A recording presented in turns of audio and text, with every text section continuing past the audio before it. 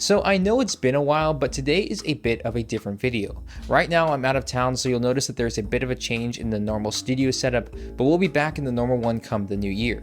Anyways, you guys have some questions over on Twitter and Instagram, and I've kind of got some answers.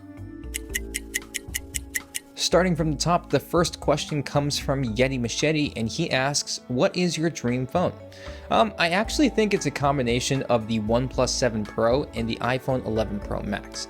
Basically, I want an iPhone with a 90Hz display, a rectangular design like the iPhone 5, which was my personal favorite, and a bezel-less display. If rumors are correct, then the iPhone 12 Pro Max, I really hope they don't name it that, should be that phone, so that would basically be my dream phone. The next question comes from Trusted Texan. Do you want to pursue YouTube as a career or online film production? To be honest, I think a little bit of both. While initially YouTube is what got me into the film industry at first place, I really don't see myself only tied down to YouTube. But apart from doing freelance right now, I don't know what I'll be doing in the future. How's your experience been with Android? So far so good. I've always liked both platforms, but I've had a tendency to want to try out each. When I was younger, I would rotate each year on which system I was using, buy an iPhone, then sell it and get an Android, and it continues the cycle. Right now, the most part, I'm liking it, but I'm definitely feeling the call back to iOS as I've been using Android for over 6 months. There's just something about the simplicity of having an ecosystem work so well. So yeah, I like Android, especially the customization, but I think I'll be switching back to iOS soon. What is the worst mistake you've made with regards to YouTube? You know, this is a little tough to answer because I've made a ton of mistakes as a creator, but I think one of the biggest ones was assuming that my videos would just take off. In order to understand this, we should back up a bit. I've been making videos on YouTube for just over 3 years, and when I first started, I just assumed I would post and a year later I would have hundreds of thousands of subscribers, and that was a big oversight. At first, I didn't realize the importance of uploading constantly and making sure that I invested in my community. In fact, if you look back at some of my older content, you'll notice there's hardly any views or comments or engagement at all, and that's because of 2 things. 1, I didn't know how to promote my content, and 2, I didn't have anyone to promote it to.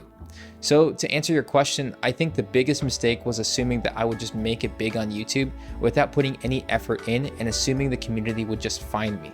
Actually, it's the opposite. You have to go out and find your community, and that's when you're going to find success. JD asks, you recently put out your first short film. How was the experience and what did you learn from it? And where do you see your career going after?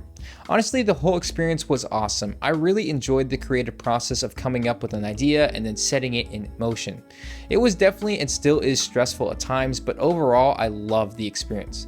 What did I learn? Well, I think the biggest thing that I learned is that preparation is everything. I definitely did not prepare as much as I should, and this includes things like a shot list and getting the right lighting and making sure that your subject looks good on camera.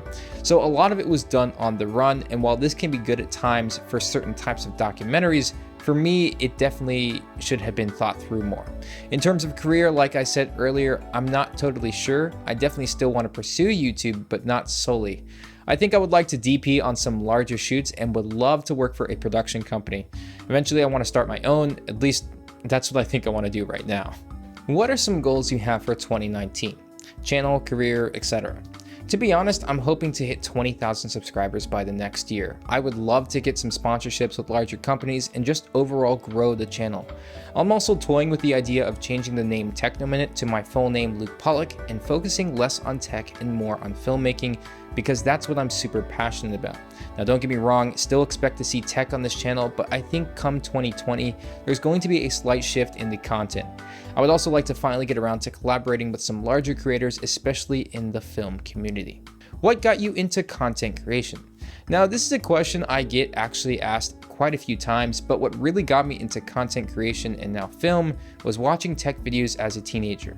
I remember watching people like John Rettinger from Techno Buffalo at the time, Michael Fisher from Pocket Now, Marquez from MKBHD, and Jonathan Morrison, and each time I watched one of those videos, I thought to myself, I could make that. Now that was super naive of me, but when I first started, I had no idea the amount of time and effort that creating takes.